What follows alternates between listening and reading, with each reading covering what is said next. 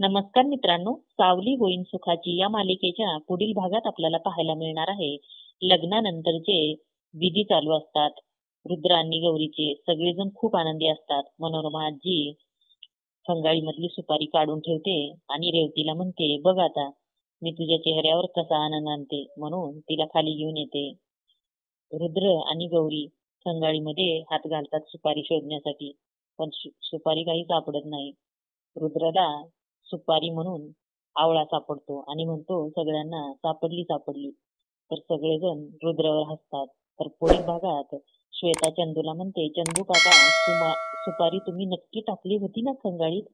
तर चंदू काका म्हणतो, हो टाकली होती ना. तर रुद्र म्हणतो, मग सापडत का नाहीये? तर लगेच मनोरमा आजी ला दाखवून द्यायचं असतं की गौरीच्या पत्रिकेमुळे हा हा दोष याच्यामुळे होत आहे. म्हणून मग ती सगळ्यांसमोर म्हणते, कशामुळे होत असेल बरं असं इतका वेळ?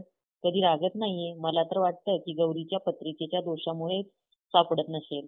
म्हणल्यावर रुद्र काही लक्ष देत नाही, पण गौरीला मात्र वाईट वाटत असतं. तर पुढील भागात मनोरमा आजीचं बोलणं खोटं ठरेल का? सुपारी भेटेल का? असेच अपडेट बघण्यासाठी आमच्या चॅनलला सबस्क्राईब करा. धन्यवाद.